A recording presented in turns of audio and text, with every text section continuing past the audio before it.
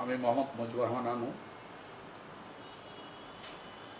Senior সহসভাপতি Arafat one cocoa city সংসদ কেন্দ্রীয় কমিটি, একইভাবে সিনিয়র সহসভাপতি 43 ওয়ার্ড বিএনপি। সাবেক পোস্ট ছিল যেটা সূত্রপ্রধান থানা বিএনপির, আমি সাবেক ভাইস প্রেসিডেন্ট ছিলাম। 43 ওয়ার্ডের বাসিন্দা হিসাবে আমি আছি।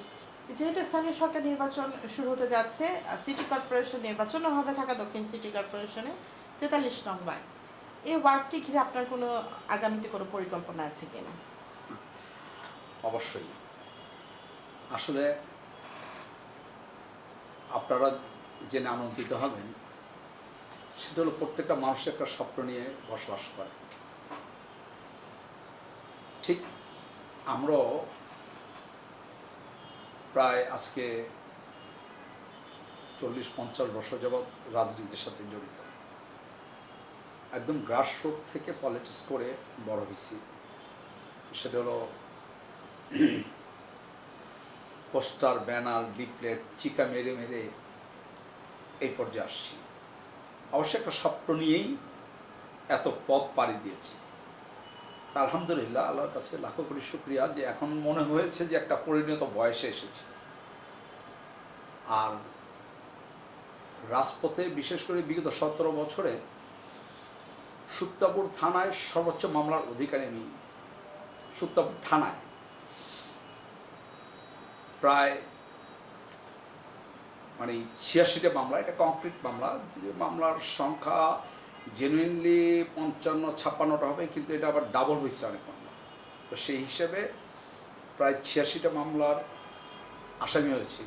কারো বাড়িঘর দখল করতে যেয়ে না, কারো কাছ থেকে চাঁদাবাজি দুর্নীতি করতে যেয়ে না, শুধুমাত্র গণতান্ত্রিক অধিকার রক্ষা করতে যেয়ে ফ্যাসিস্ট হাসিনার বিরুদ্ধে আমাদের মা, গণতন্ত্রের মা বেগম খালেদা জিয়ার ডাকে এবং আজকের যিনি প্রধানমন্ত্রী তারেক রহমান, তিনার ডাকে আমরা রাজপথ আন্দোলন সংগ্রাম গড়ে তুলেছি। সেই সুবাদে রাজপথের একটি সাহসী কর্মী হিসাবে আমার সুত্তাপুর থানায় আমার চেয়ে অনেক বড় নেতা ছিলেন, প্রেসিডেন্ট, সেক্রেটারি ছিলেন, তাদের নামে মামলা দিতে আমার নামে মামলা দিয়েছি। এই মামলার মূল কারণ হলো যে ওর যেরকম জনগণ আছে সেরকম সাহস আছে। একে যদি দমিয়ে রাখা যায় তাহলে সুত্তাপুরে কোনো আন্দোলন গড়ে উঠবে না। সেইটার উপর ভিত্তি করেই একটা পর একটা মামলা দিয়ে আমাকে নাজেহাল করেছে, পাশাপাশি আমার পুরো ফ্যামিলিটাকে ম্যাচাকার করে দিয়েছে। প্রায় 8 বার আমি জেলখানায় গিয়েছি। এই 8 বার জেলখানায় যাওয়ার মধ্যে আপনার 5 বারই রিমান্ডে এনেছে। অমানসিক নির্যাতন যাকে বলে, এটা ভাষায় প্রকাশ করা যাবে না এখন।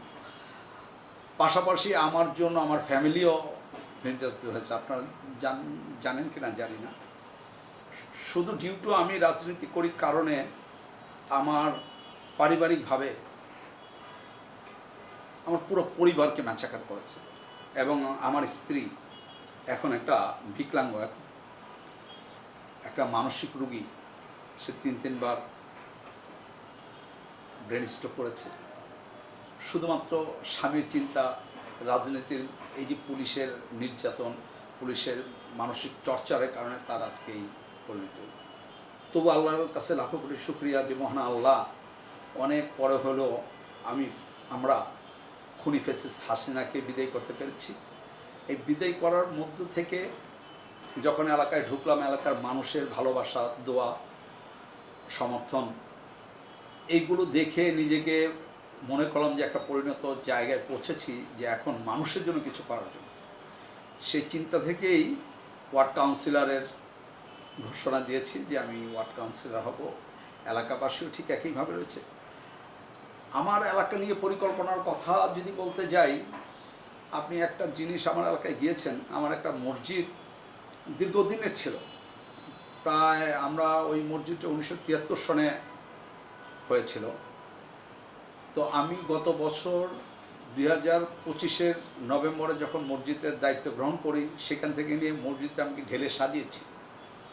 আর এই ঢেলে সাজানোর মধ্য থেকে মানুষে বুঝেছে যে আসলে আমার ভিতরে সৌন্দর্যতা কতদূর, এবং এই মসজিদকে যিনি সুন্দর করে সাজিয়েছেন তখন মানুষের কনফিডেন্স আসে এবং সবাই একটাই কথা বলে যে একমাত্র আপনার দ্বারাতেই সম্ভব 43 নম্বর ওয়ার্ডকে সুন্দর করে সাজানো। সেটার জন্য আমি বৃহৎ পরিকল্পনা বলবো না, যে আমাদের নেতার মতন যেমন আই হ্যাভ প্ল্যান, আমার ওয়ার্ডকে নিয়ে আমি একটা প্ল্যান করে রেখেছি। যদি আল্লাহ সুবহানাহু ওয়া তাআলা আমাকে সেই জায়গায়, সেই কাঙ্ক্ষিত স্থানে পৌঁছায়, মানুষের দোয়া, সমর্থন, ভালোবাসা যদি আমি পাই, আমার দল থেকে যদি নমিনেশন আমি পাই, তাহলে অবশ্যই আমি আমার এই সৌন্দর্যকে ফুটিয়ে তুলে আমার ওয়ার্ডকে ঢাকার শহরের যতগুলো ওয়ার্ড আছে সেই ওয়ার্ডের মধ্যে একটা ব্যতিক্রম, একটা মডেল ওয়ার্ড হিসেবে আমি দাঁড় করাতে পারবো ইনশাআল্লাহ। এই পরিকল্পনা আমার মাঝে আছে। আপনার মাধ্যমে আমি আমার 43 ওয়ার্ডবাসীকে ধন্যবাদ জানাই।